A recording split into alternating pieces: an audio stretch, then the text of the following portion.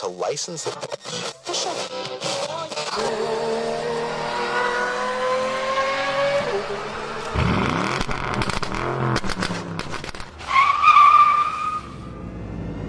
Meep meep.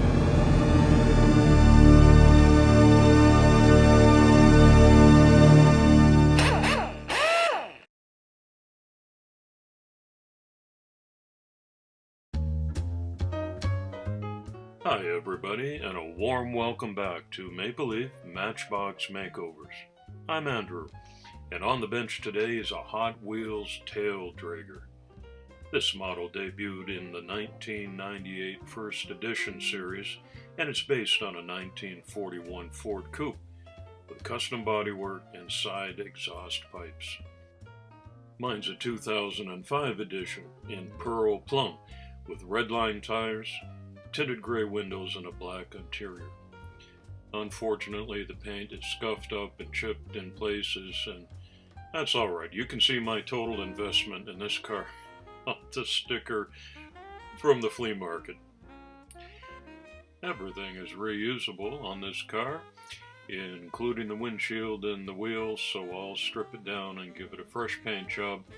Certainly won't be lowering it, and it'll go back into a gift bag and guaranteed second life.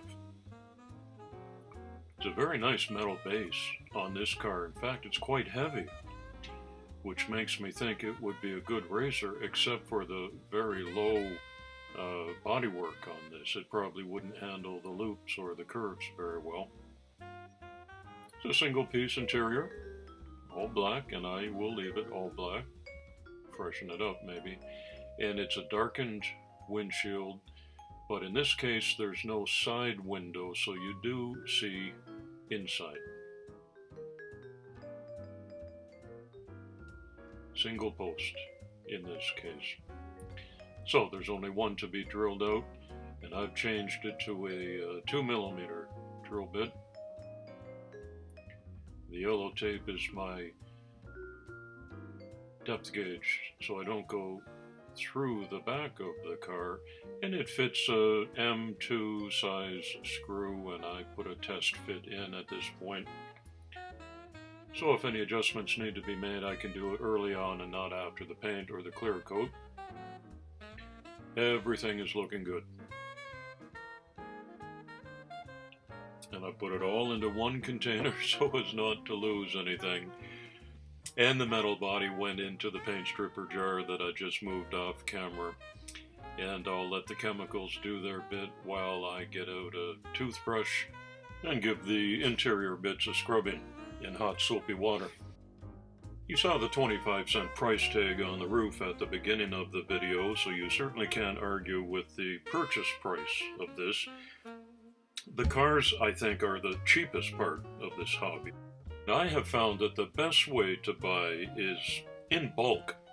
For instance, on eBay, if you see a lot of cars, a lot meaning 30 or 40 cars, and you can calculate the price and a winning bid that's under $1 each, then you're doing very well. So that's been my strategy in these early startup days, and a big lot is waiting for me to pick up this week, as the Swiss and German border is finally reopening after 3 long months of lockdown. I keep a German mailing address for international packages, and that's what I haven't been able to get to. But back to the paint stripping jar. The original Pearl Plum color had just a hint of a metal flake in it, and what I have in mind for this car, we will certainly up the glitter game by the end. There's a little bit of paint left in the nose where you would expect it, and in some of the detail lines. I'm inspecting for flaws, a couple of marks on the side doors, but I think that will come out with the wire brush and the steel wool.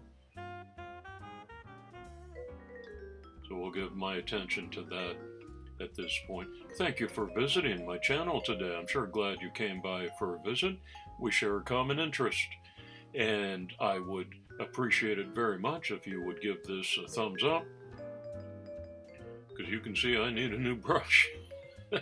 And become a new subscriber to my channel too. There's an icon in the bottom right corner of your screen.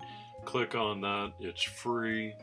There's sure no penalty if you don't, but it would be great to build up some numbers, and be sure to hit the notification bell also so that you'll know when new content is uploaded to my channel. The end of the COVID-19 lockdown, which was 3 months long in Switzerland, I just returned back to work this week, and this is my first weekend after getting back, so I'll try to maintain uploading one video a week, where I was doing 2 or 3 with all the spare time.